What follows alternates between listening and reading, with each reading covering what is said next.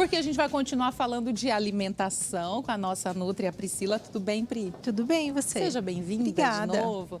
Vamos falar de alimentação, só que para diabéticos agora, né, Pri? Através da alimentação, o diabético, principalmente o tipo 2, ele consegue controlar isso. Também é possível? Sim, é possível controlar. Em alguns casos, até a gente reverter esses quadros de diabetes. Através de uma alimentação equilibrada, é totalmente possível. Exige realmente uma disciplina muito grande, né, da parte da pessoa, mas é possível controlar. E é possível controlar porque a gente tem alimentos, tanto que a gente corrigir a alimentação daqueles alimentos que acabam aumentando a glicemia, quanto também existem alimentos que ajudam a controlar a glicemia, é isso? Isso, Kátia. Na verdade, assim, o diabético, ele se torna diabético por hábitos alimentares, né, de uma vida toda. Então, eu sempre costumo falar no consultório, né, o paciente chega e fala assim, agora eu peguei diabetes. Não, ninguém pega diabetes, gente. A gente adquire por maus hábitos, né?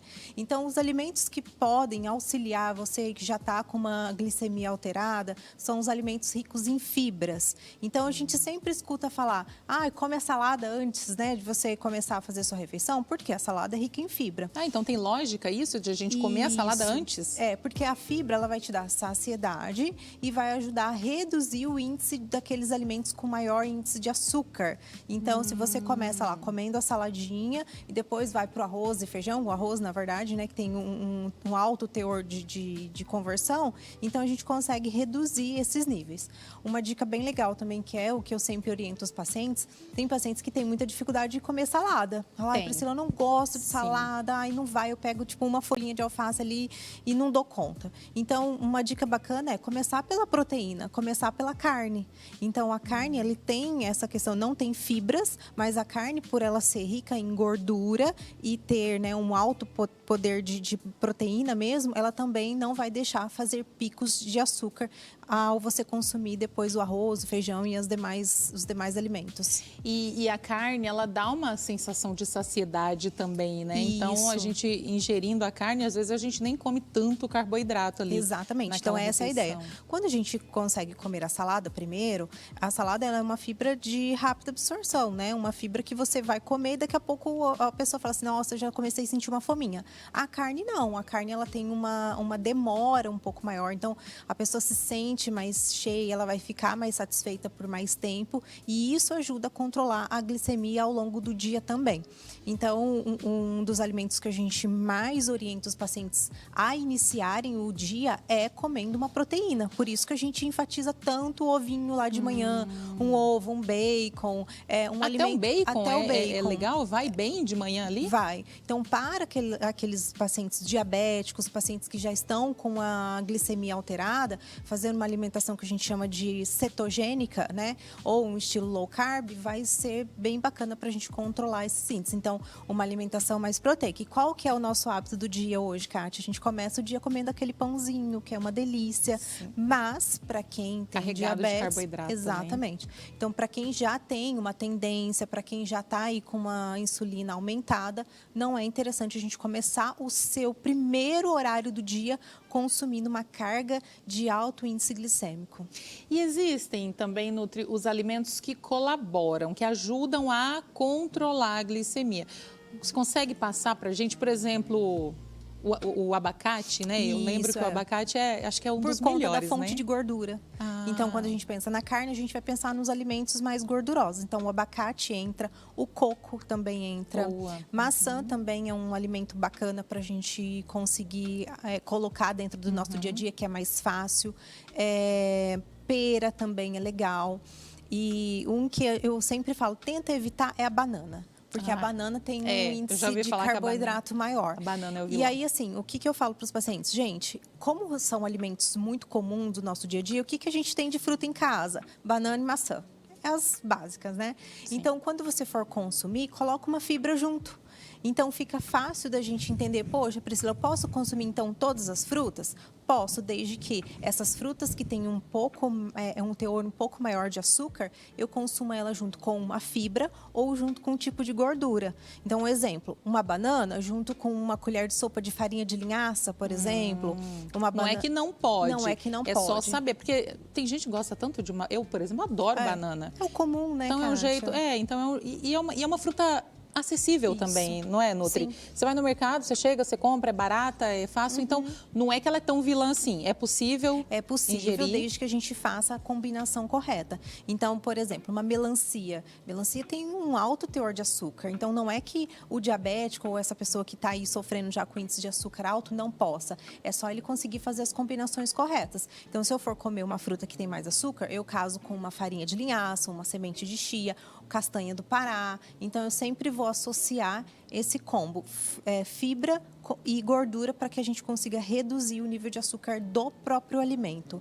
E isso também não vale só para as frutas, Kátia, mas também para a nossa alimentação no geral. Então, aquele que sofre já com diabetes, Priscila, eu vou consumir um arroz com feijão. Qual que é o arroz mais indicado? O integral, por a gente ter um alto teor de fibra ali. Mas eu não gosto do integral. Não adianta, eu não vou fazer 2 arroz, um para minha casa e um diferente para mim. Posso fazer o branco? Pode, mas aí você tem que conciliar com uma fibra. Então, colocar, às vezes, substituir a farinha, que a gente tem o hábito, que também tem um teor de açúcar bem grande, por uma farinha de linhaça na própria comida, por semente de abóbora, semente de girassol, que são fontes de gordura e vai ajudar a controlar o índice glicêmico dessa refeição. E o lanchinho da tarde ali, a gente pode ter o quê como exemplo? O iogurte faz bem? É possível? O iogurte é possível, só que a gente tem que sempre lembrar que o ideal seria os desnatados. No entanto, o leite também. Porque hoje, o leite de vaca comum, ele tem um alto teor de açúcar. Então, pacientes que têm aquele hábito de tomar o leitinho noturno, vai ter pico de açúcar durante a noite. Então, se for tomar, que seja o desnatado. E o iogurte também entra como uma boa opção de lanchinho da tarde. Aí, picar uma fruta, colocar de novo a farinhazinha ali, ou as castanhas, para que a gente consiga ir dosando e controlando esse índice de açúcar dos alimentos. E, Nutri, enquanto você está contando aqui, dando todas essas dicas, tá vendo aquela pessoinha ali? Ela é minha filha, ela é diabética. Pois é. E ela tá ali, ó. Ela Novinha, tá. ó. Filha, fica aí que a gente já vai conversar daqui a pouquinho, tá bom? Ela tá morrendo de vergonha, mas eu trouxe ela pra gente conversar depois também sobre diabetes. E ela usa o Libre, que é um sensorzinho aqui, que ela consegue controlar por ali. E tem realmente isso. Você falou do leite, eu quis falar dela, porque quando ela toma leite assim no copo, daquele tamanho, e quando ela toma o leite realmente à noite, e a gente acreditava quando ela foi diagnosticada que o leite não ia fazer mal, e realmente o leite sobe muito a glicemia dela. O leite é um dos principais vilões que eu mais vejo no consultório, que porque incrível. Os pacientes têm esse hábito de tipo, não tô com tanta fome, vou tomar um copo de leite para ir dormir.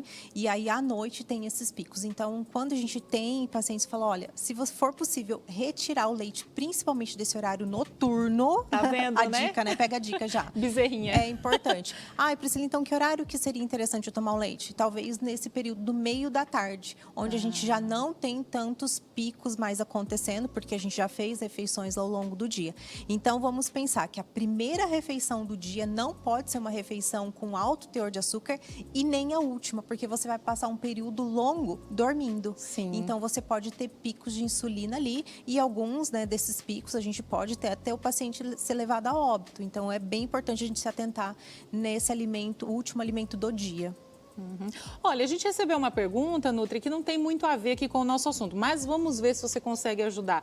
A Rose, ela está perguntando o que comer para quem tem problema de tireoide ou o que não comer. A tireoide será algum problema na alimentação ali? A tireoide é o seguinte, a gente tem que pensar que existe um órgão que manda na tireoide. Esse é um assunto talvez para outro programa. Sim. Mas o órgão que manda na tireoide geralmente é fígado. Então, se a sua tireoide está sinalizando algum problema, você já tem o hipotireoidismo ou hiper, a gente tem que ter um olhar mais crítico em cima do fígado. Fica esse assunto para uma outra oportunidade que você vier aqui, então, para tirar as nossas dúvidas. Obrigada, Nutri. Eu que agradeço. Até mais. Muito obrigada mesmo. A gente